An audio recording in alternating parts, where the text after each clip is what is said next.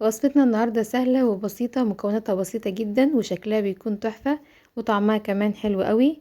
ببيضة واحدة ومن غير زبدة هتعملي بسكوت هش وخفيف زي اللي بنشتريه من بره بالظبط واحلى كمان. شايفين ازاي دايب معايا؟ تعالوا مع بعض نشوف عملناها ازاي ونبدأ الوصفة ونقول بسم الله. اول حاجة معايا نص كوباية من السمنة بدرجة حرارة الغرفة، يعني هي مش سايلة ولا هي متجمدة. هضيف عليها نص كوباية من السكر وهدوبهم كويس قوي مع بعض. هقلبهم بالمضرب اليدوي عادي خالص، مش هتحتاج خلاط ولا مضرب كهربائي. هضربهم كده مع بعض لحد الخليط ما يفتح معايا ويكون لونه فاتح ويتحول كده للون الابيض زي ما انتم شايفين. هضيف عليهم ربع كوباية من الزيت وهقلبهم كويس قوي مع بعض لحد الزيت ما يختفي معايا ويتخلط مع المكونات.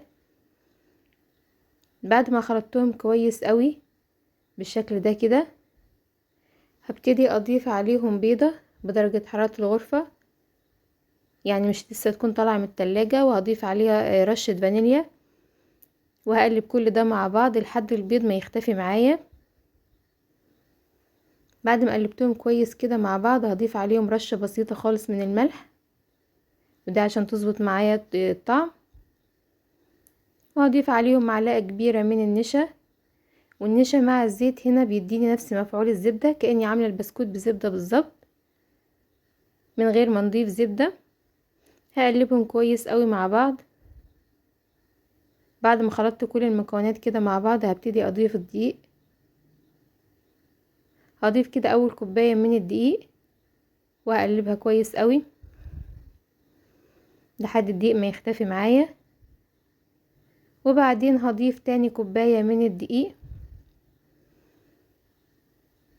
بالشكل ده كده. الخليط هيبتدي يتقل معايا، خلاص هبتدي اعجن العجينة كده بايديا. وفي الاخر هضيف رشة بسيطة خالص من البيكنج باودر. انا مش عايزة العجينة تتنفخ معايا او حجمها يزيد، يعني نص معلقة صغيرة من البيكنج باودر. وهبتدي اعجن العجينة كويس قوي وكده. خلاص العجينة اتعجنت بس هي لسه طرية معايا شوية، بتلزق شوية. ده انا عايزاها بالشكل ده لاني هقسمها بالشكل ده لثلاث قطع. قسمتها كده لثلاث قطع قد بعض. اول قطعة كده هضيف عليها معلقة ممسوحة من الدقيق، مش مليانة قوي، وهعجنها كويس قوي لحد الدقيق ما يختفي معايا. وتاني قطعة هضيف عليها برضو معلقة ممسوحة من الكاكاو وهعجنها كويس قوي.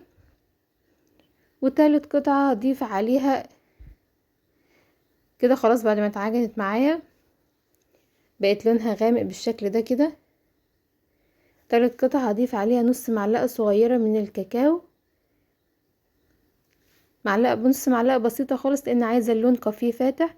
وهضيف معلقة من الدقيق، معلقة صغيرة من الدقيق، واعجنهم كويس قوي مع بعض. انا عايزة مجرد لون بسيط، عشان كده هحط نص معلقة صغيرة من الكاكاو لحد ما تديني اللون ده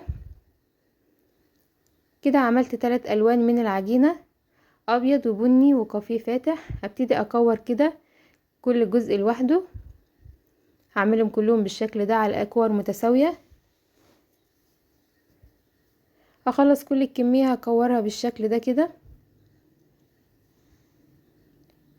عملتهم كده قطع قد بعض 3 الوان، وهبتدي اشكلهم.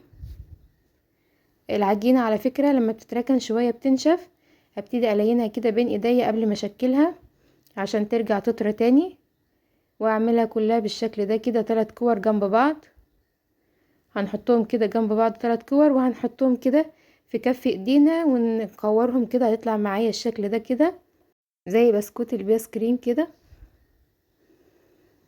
ممكن تعملوا طبعا اي شكل تحبوه، ممكن تعملوها كلها لون واحد باللون البني او باللون الابيض زي ما انتوا عايزين. طبعا تقدروا تشكلوها باي طريقة تحبوها بالشكل ده كده. هنعمل كمان واحدة، هنحط ال3 قطع جنب بعض كده ونحركهم بسيط كده على كف ايدينا، تطلع بالشكل ده. شايفين ازاي شكلها تحفة؟ هنعمل كل الكمية بالشكل ده وهنرصها في صينية من غير ما ندهنها اي مادة دهنية. هتبقى معايا بالشكل ده. هدخلها الفرن على الرف الوسط، هتاخد تقريبا ربع ساعة ودي القطعة اللي اتبقت من اللون الكافيه عملتها على شكل حبوب قهوة كده،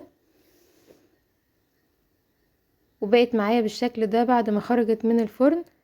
ما بولعش الشواية، مجرد ما بولع من تحت بس، وبتاخد ربع ساعة وبتطلع معايا بالشكل القمر ده. شايفين ازاي شكلها تحفة؟ الولاد حبوها جدا، وكمان هشة وخفيفة ومكوناتها بسيطة. جربوها هتعجبكم، ويا رب يكون الفيديو عجبكم واستفدتوا منه، واشوفكم ان شاء الله في فيديو جديد، واستنى كومنتاتكم الجميلة، والسلام عليكم.